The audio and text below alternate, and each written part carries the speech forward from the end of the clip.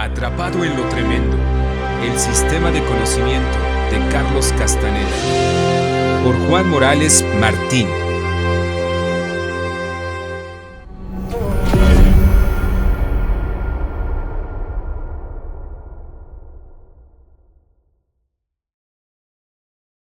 Introducción. Un par de años antes del Millennium Bug, en la calle principal de Glastonbury, en Inglaterra, había una librería que le ofrecía un homenaje continuo a Arthur C. Clarke.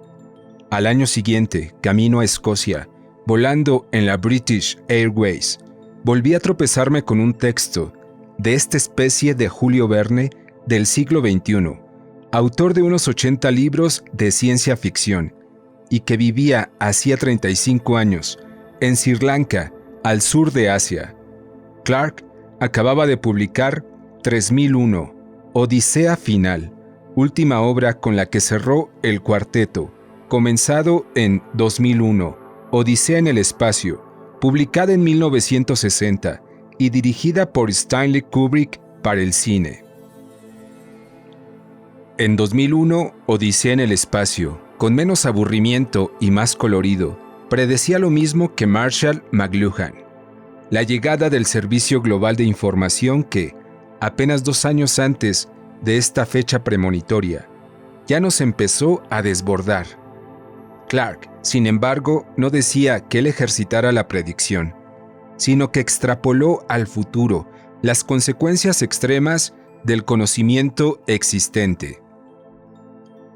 Fijémonos, no obstante, en una obra suya del año 1962, Productos del Futuro, en la que sugería, entre otros, el siguiente listado de perspectivas futuribles: alunizaje para 1970, aterrizajes en planetas y radiotelefonía personal para 1980, inteligencia artificial para 1990, librería global para el año 2000, control del tiempo meteorológico para el 2010, contacto con extraterrestres y bioingeniería para el año 2030, control de la gravedad para el año 2050, educación por medios mecánicos y vida artificial para el año 2060, velocidad cercana a la luz en el año 2070, la inteligencia de las máquinas superior a la del hombre en el año 2080, encuentros con entes extraterrestres e interacción directa de la realidad externa con el cerebro para el año 2090 y en el año 2100, la inmortalidad.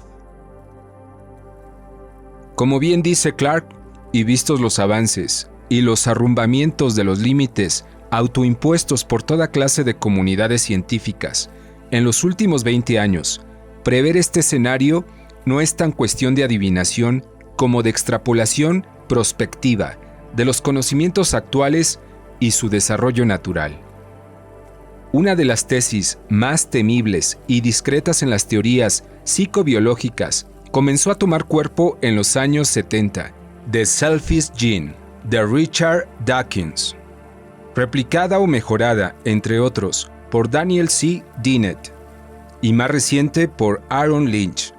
La cuestión no es baladí, y podemos iniciar su explicación con una sentencia de Bart Costco en su Fuzzy Thinking de 1993, mientras analiza un nuevo modo de pensar matemático que no sea blanquinegro, el de la lógica de los conjuntos borrosos. Todas las ideas vienen de otras. Es el nihil novum sum sole de Eclesiastes. Detrás de esta sentencia se esconde el hecho de que las ideas son tan substanciales como la materia y al igual que para el mundo material, se predica para ellas el principio de que nada se crea ni se destruye, sino que se transforma. De ahí la imposibilidad de acabar de raíz con cualquier sistema de pensamiento solo con la mera voluntad de proponérselo, de hacer el vacío mental en una tarea semejante a la que pretendía la fenomenología husserliana con la epogé, o la que pretende el sistema de comprensión del mundo de Carlos Castaneda y su clan de practicantes del vacío mental. El mundo de las ideas tiene una substancia que hay que tratar transformándola con ciertos métodos que van descubriéndose poco a poco. De hecho, la academia, con una estructura bocetada por el filósofo historicista Thomas Kuhn, ya en los años 60, se sabe que funciona por modas que se adhieren a una verdad operativa, verdad que denominan científica porque coincide mayormente con los hechos frecuentes y eficaces de la época, pero que a medida son contrarrestados por otros hechos o por la evolución de los existentes. Va siendo suplida por nuevas verdades que la suceden.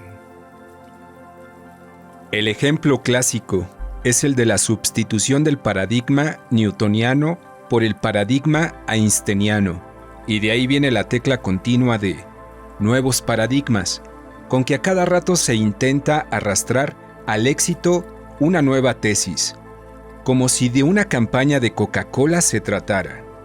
La verdad no existe sino como substancia neutra, substancia eidética, que se transforma continuamente. La pensatez de la materia eidética es, sobre todo, contrastable en la universidad, donde diariamente salen refritos reflexivos basados en citas de lo que otro dijo, o de lo que dijo quien fue elegido como lumbrera de su época. Este fenómeno es frecuente, hasta el aborrecimiento, en las facultades de humanísticas, en las que las ideas rancias arrastran durante años a generaciones que no pueden luchar contra ellas: el kantismo, hegelianismo o germanismos en filosofía, el materialismo histórico en historia o la jurisprudencia como columna vertebral del derecho. Son casos que sufrimos todos los días, productos que, tras conocer la dinámica de las ideas como substancias indestructibles, inclinan más que a suponer un borreguismo enfermizo en la enseñanza universitaria, a sospechar que las ideas son entes biológicos inmateriales que tienen su propio desarrollo independiente de las voluntades de las cabezas en las que perviven. La grandeza de los descubridores de nuevos conocimientos está justamente en dar un giro forzoso al camino reproductivo que las ideas por sí mismas emprenden, nada más contagiar una comunidad de cerebros pensantes, sobre los que descanse la tarea de desarrollar o preservar ese conocimiento específico. Las ideas, ha propuesto Richard Dawkins, son las unidades básicas de transmisión de la cultura, unidades básicas a las que propone denominar meme, cuyos comportamientos son paralelos a los genes que soportan la pervivencia de la vida en el mundo de la materia. Un meme es la substancia básica con la que se elaboran los sistemas de creencias. Los sistemas de creencias pueden ser, en función de la perspectiva desde las que se le analice, religiosos, culturales, científicos, políticos, rumorológicos incluso. El meme, como substancia básica que soporta los sistemas eidéticos por los que se guían los seres vivos, se encarga de hacer pervivir conceptos tan abstractos como Dios, tan operativos como liberalismo, tan abstrusos como ciencia matemática. No es de extrañar que navegando por el mundo de las ideas humanas, a veces nos dé la sensación de cuánto parecido hay en el énfasis a la hora de defender una idea científica. El marxismo o la lógica matemática bivalente, por ejemplo, hasta el punto en que parece que se está defendiendo una idea religiosa. No es de extrañar, siempre que entendamos que todos son memes, más o menos elaborados, pero capaces de sobrevivir y reproducirse. La idea de Dawkins llega apoyándose en una traslación casi paralela del comportamiento biológico de la genética reproductora de los seres vivos a la memética, reproductora de las ideas que guían a esos seres vivos. La idea de Richard Dawkins, ciertamente conspiranoica, propone que hay seres con entidad propia, los memes, cuyo objetivo es perdurar utilizando los cuerpos de los seres en los que se manifiestan, como materia para inmortalizarse, como hardware que nace, crece, se reproduce y muere, dando paso a nuevos replicantes. Los seres humanos, por ejemplo, son la materia dentro de la cual viven y se reproducen los memes, que han logrado desarrollar las diversas ideas que esclavizan al hombre y que se organizan como la materia viva y se dividen en especies y subespecies y buscan a la postre su propia supervivencia. En esta tesis de Dawkins, que sigue en franco desenvolvimiento, posibilitaría un desarrollo paralelo a la que Mendel inauguró cuando descubrió las leyes del comportamiento genético y pudo iniciar un proceso de influencia y conocimiento sobre los nuevos seres, hasta llegar al día de hoy en que ya se está clasificando el genoma o utilizando el rastro del ADN para perseguir o localizar a quien quiera que sea, o construyendo nuevos seres por la manipulación genética de materia viva previa. En el mundo de los memes, pues, sería posible y sería probablemente una consecuencia de la voluntad de esos propios memes localizar, abortar o reproducir ideas y sistemas de idea de todo tipo, religiosos, culturales, científicos, etc. Sería posible emprender una clasificación de unidades eidéticas básicas con las que construir por encargo inimaginables sistemas de ideas que producirían mundos de todo tipo. Como se habrá observado, comencé escudándome en un escritor de ciencia ficción, Arthur C. Clarke, para hacer posible la elucubración fantástica hasta el punto en que hemos llegado. Y por cierto, las listas de perspectivas de Clarke no parece ya un objetivo imposible a estas alturas del milenio. Algunos ya llevan ejercitando prácticamente las ventajas de controlar los memes, lo cual se puede entender en términos distintos como controlar la mente. Otro escritor de ciencia ficción ya fallecido, Ronald Hubbard, fundador de la cienciología, utilizó muy hábilmente la capacidad de manipulación que hay en los memes. También Carlos Castaneda y su grupo, y un sinfín de comunidades de control mental que se encargan de sacar jugo pragmático a la substancia eidética hasta límites insospechados y a los cuales, alegre o inocentemente, catalogamos en Occidente de sectas. Si la lista de Clarke va por buen camino, allá por el año 2090 lo habremos entendido y se conseguirá 10 años después la inmortalidad. Claro que los humanos seguirán naciendo, creciendo, viviendo y muriendo, pero ya se habrán convertido en obedientes células sin voluntad propia, como lo son las células del ojo, que se mueven a través de estas letras que está usted leyendo y que pertenecen a usted y a cuyas células y cuyo ojo no les queda otro remedio que obedecerlo a usted.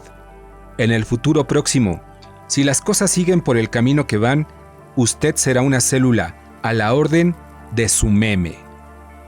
El 12 de diciembre de 1991 conocí a Carlos Castaneda en Madrid y sus enseñanzas significaron para mí la culminación del grado de sospecha con el que, por mi cuenta, me había confrontado a las formas occidentales de pensar y conocer el mundo. No obstante, la experiencia con Carlos Castaneda fue asaz paradójica, pues al parecer tropecé con él en el periodo más desintegrador, desmitificador y ridículo de su trayectoria.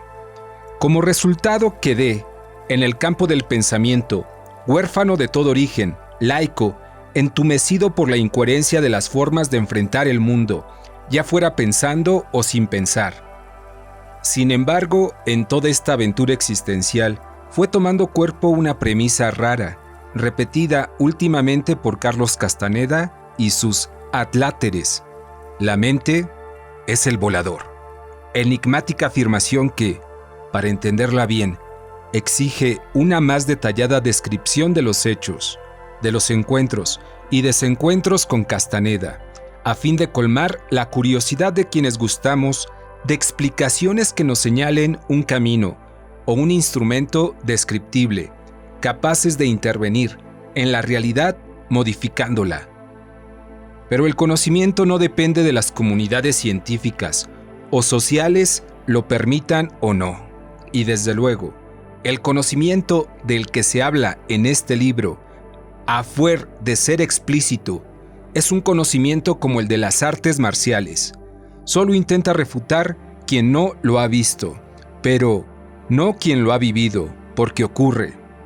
Y lo que es más importante, implica muchas y novedosas cosas para esta humanidad a punto de perderse en la inanidad y en la catástrofe, pero que, como siempre, seguro que se salva por carambola.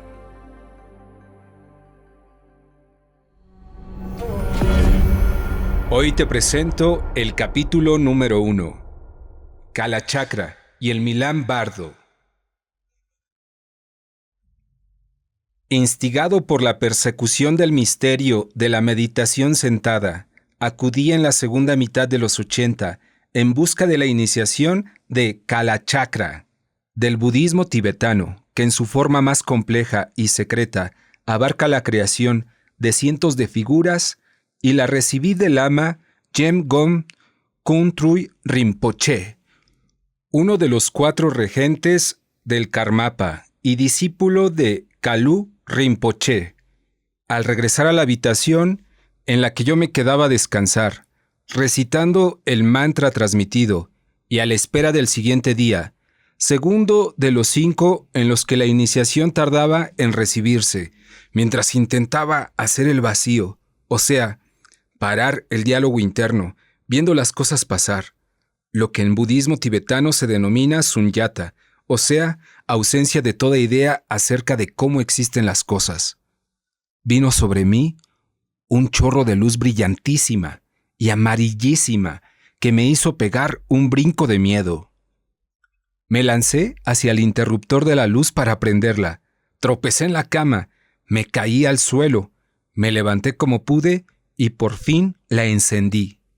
Me miré asustado al espejo. Abrí los ojos y acepté el hecho casi con normalidad. Y ese fue el error, el casi. Tan pronto como me ocurrió la casi normalidad, ésta se nutrió de escepticismo. Al punto, y calculo que en el lapso de un segundo, o sea, en el de muchos nanosegundos, pensé en 3 explicaciones razonablemente válidas para aquel fenómeno. Una era la de una alucinación provocada por el estado ya descrito de tranquilidad superior al normal.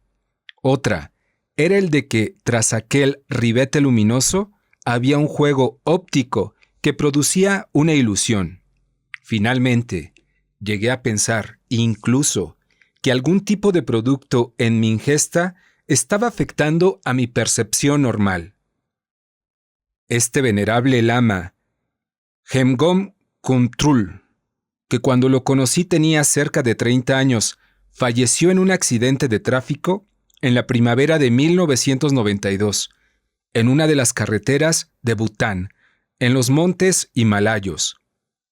No obstante, posteriormente, a cuenta de disidencia respecto a una divinidad iracunda, bastante feucha, Dorje Shungden, con la que hacen práctica los budistas dependientes del Instituto Manjusri de Inglaterra, seguidores de Kelsang Gyatso, hubo encontronazos mortales entre los oficialistas del Dalai Lama y estos tradicionalistas, lo que provocó, se dice, matanza de guardianes del Dalai. Unos llaman supersticioso al Dalai Lama y otros dicen que Kelsang Gyatso los quiere condenar al infierno budista, un infierno que en esencia es ilusorio. 4 escuelas existentes en el budismo tibetano subsisten en el exilio, fuera del Tíbet, de donde fueron expulsados en los años 50 por los chinos de la revolución del Mao. Estas escuelas son todas producto de un mismo y secular origen, como si dijéramos los franciscanos y los jesuitas entre los cristianos. Tienen los Karmapas entre sus antecedentes a Tilopa, Naropa, Marpa, Gampopa y Milarepa, por citar a los exponentes que han sido más parabólicos para Occidente de la vía budista tibetana denominada Vajrayana o Camino del Diamante. El linaje Karma Kagyu fue el primero que inició en el Tíbet, hace siglos, la tradición de búsqueda de las reencarnaciones de sus hombres de conocimiento más adelantados. Una vez estos dejaban el cuerpo en circunstancias en las que, ciertamente, parecían dominar lo que el budismo tibetano estima como estado intermedio de la muerte, o bardo de la muerte. Este sistema se ha extendido al lamaísmo en general. Ha durado hasta nuestros días, y en España se hizo popular a raíz del descubrimiento de la reencarnación del lama Yeshe en el niño granadino al que le puso por nombre Osei. En el budismo tibetano hoy día hay más problemas políticos que problemas de percepción de otras realidades. La cuestión es que el bagaje de sabiduría y de conceptos entendidos directamente desde la experiencia de más de 1000 años no ha legado actitudes para encarar lo desconocido bastante eficaces. Después de quebrar los ritos de paso y las jerarquías que pude, internándome dentro de la práctica concreta del budismo tibetano y llegando incluso a estudiar sánscrito y tibetano en un acto de confusión propio de los que pasan a formar parte de una secta por la absorción de todas las formas externas de la relación social, vestimentas, frases hechas, lenguaje, respeto de horarios, ejercicios disciplinares, hábitos en la comida, etc., entendí lo siguiente. 1. La meditación sentada es un ejercicio de vacío en el que no se define el objeto o el estado, sino que el maestro budista intenta siempre romper cualquier meta conseguida, con la intención de proseguir más allá. La meditación sentada es un primer paso para parar el diálogo interno habitual del humano, diálogo a través del cual se produce su socialización, siendo la socialización el fardo del que hay que liberar al humano, que busca la trascendencia a otra realidad. 2. El tantrismo no es un ejercicio en el que se intenta vivir una experiencia de placer máximo, sino una sutil experiencia en el que las corrientes de placer o de dolor que experimenta el ser humano y que son la causa de su deriva existencial, se consigue que pasen sin afectarlo, como energía pura, confiriéndole una paz y una iluminación indescriptibles, en tanto que quedan fuera de la posibilidad de apalabrarlas humanamente. 3. El budismo tibetano guarda 2 hallazgos tradicionales, el Milán Bardo y el Bardo de la Muerte. El Milán Bardo o Bardo del Sueño es el acceso con la fuerza o la energía de la conciencia al mundo del sueño. Ejercicios repetitivos, como el mantram o las meditaciones en la yidam, van trasladando la conciencia a otra realidad y trasladan al practicante de hecho a otro mundo, el mundo del sueño, el Milán Bardo. 4. En el mundo del sueño han estado otros practicantes desde hace cientos de años, antes que nosotros, en una tradición como la reinaugurada por Carlos Castaneda, que se llama Segunda Tensión. Esos practicantes antiguos, anteriores de origen históricamente incierto, han ocupado lugar, han conquistado territorios, como lo han hecho el hombre en el planeta en el que vivimos. En cada uno de estos territorios permanecen seres de todo tipo. En el budismo tibetano se han colocado las yidam, formas divinales que se clasifican como airadas o pacíficas, según infundan paz e iluminación, o pavor y horror. Se trata de ir más allá de sus atributos y de sus formas, que están preestablecidas por los practicantes, que la realizaron en su día. Frente a ellas hay que ejercitar la sabiduría de que todo es ilusorio.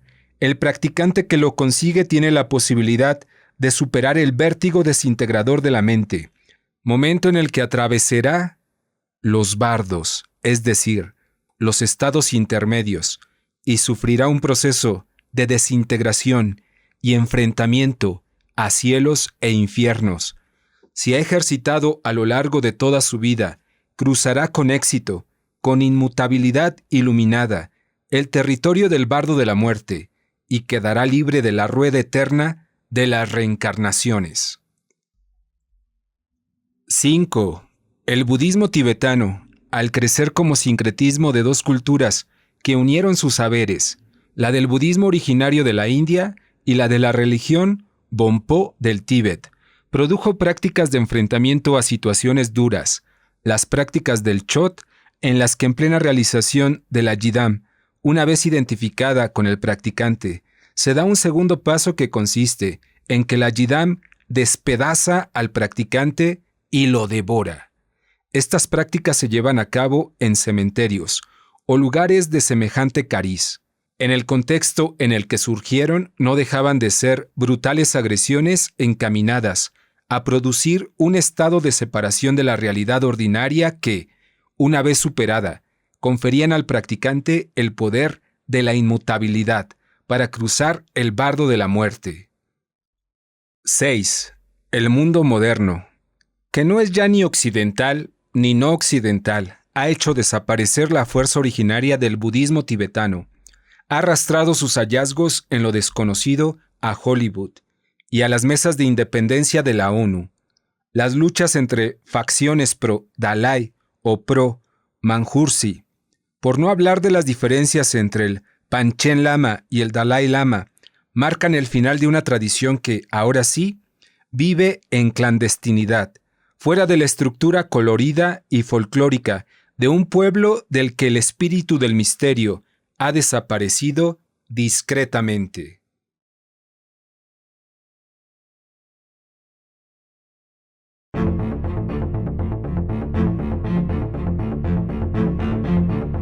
Muchas gracias por tu visita.